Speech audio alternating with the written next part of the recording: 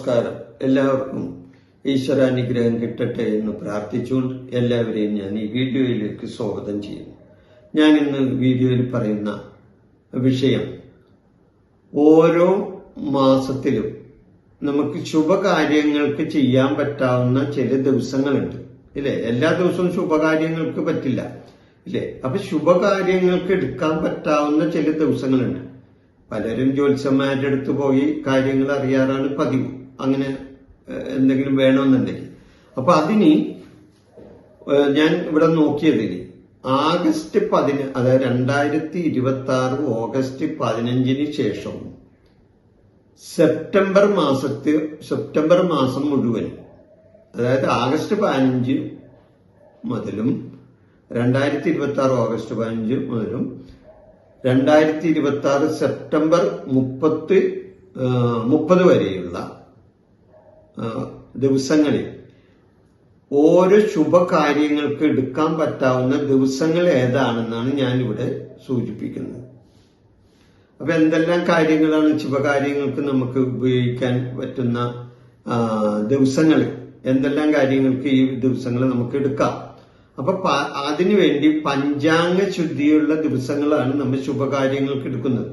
പഞ്ചാംഗ ശുദ്ധിയുള്ള ദിവസങ്ങൾ, അതായത് പഞ്ചാംഗം എന്ന് പറഞ്ഞാൽ എന്താണ്? ആഴ്ച, നക്ഷത്രം, തിഥി, കരണം, നിത്യയോഗം, അങ്ങനെ 5 അംഗങ്ങൾ ഒന്നിച്ചു വരുന്ന, ശുഭകാര്യങ്ങൾക്ക് ഒന്നിച്ചു വരുന്ന നക്ഷത്രങ്ങളും ആ ദിവസവുമാണ് ഞാൻ ഇവിടെ പറയാൻ ഉദ്ദേശിക്കുന്നത്. അപ്പൊ എന്തൊക്കെയാണ്, എന്താവശ്യങ്ങൾക്ക് വേണ്ടി അത് ഉപയോഗിക്കാം? വിവാഹം, ഗ്രഹപ്രവേശനം, വാസ്തുപൂജ, ഗ്രഹനിർമ്മാണം, അതുകൂടാതെ മറ്റ് മംഗളകരമായ കർമ്മങ്ങൾക്കും ഒക്കെ എടുക്കാൻ പറ്റിയ ഒരു ദിവസമാണ് ഞാനിവിടെ ഈ വീഡിയോയിൽ പറയുന്നത്. അപ്പൊ നിങ്ങൾക്ക് തന്നെ സ്വയം ഒരു ദിവസം തിരഞ്ഞെടുക്കാം. ഇപ്പൊ ഒരു മാസത്തിലെ ഏതൊക്കെ ദിവസങ്ങൾ ഇന്നിന്ന കാര്യങ്ങൾക്ക് തിരഞ്ഞെടുക്കാം എന്ന് നിങ്ങൾക്ക് തന്നെ സ്വയം തീരുമാനിക്കാവുന്ന വിഷയമാണ് ഞാനിവിടെ പറയുന്നത്. അതായത് 2026 ഓഗസ്റ്റ് 17 തിങ്കളാഴ്ച ചിത്തിര നക്ഷത്രം, അന്ന് ശുഭകാര്യങ്ങൾക്ക് എടുക്കാവുന്ന, ഞാൻ ഈ പറഞ്ഞ മുകളിൽ പറഞ്ഞ കാര്യങ്ങൾക്ക് എടുക്കാവുന്നതാണ്.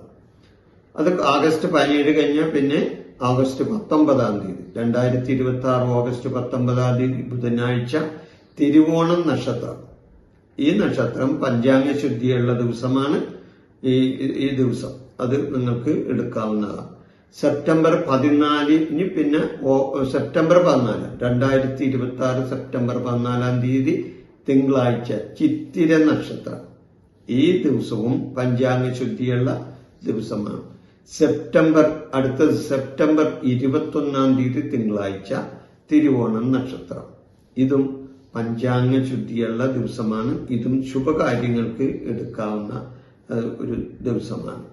ഇനി അടുത്തത് സെപ്റ്റംബർ 24. സെപ്റ്റംബർ 24 എന്താഴ്ച? വ്യാഴാഴ്ചയാണ്. അന്ന് അവിട്ടം നക്ഷത്രമാണ്.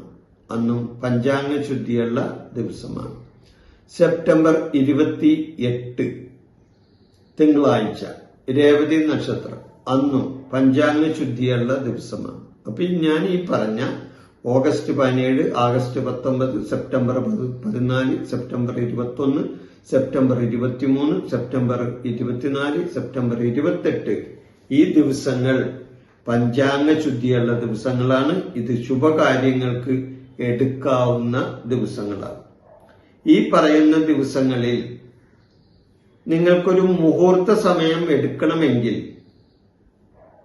നിങ്ങൾ ഒരു ജ്യോത്സ്യനെ സമീപിക്കുന്നത് നല്ലതാണ്. കാരണം ആ ദിവസം ഒരു മുഹൂർത്തം വേണമെന്നുണ്ടെങ്കിൽ, ഇല്ലെങ്കിൽ ജ്യോത്സ്യനെ വിളിക്കാൻ നിങ്ങൾക്ക് സമീപിക്കാൻ പറ്റില്ലെങ്കിൽ നിങ്ങൾക്ക് എന്നെ വിളിക്കാം, ഞാൻ കാര്യങ്ങൾ പറഞ്ഞു തരാം.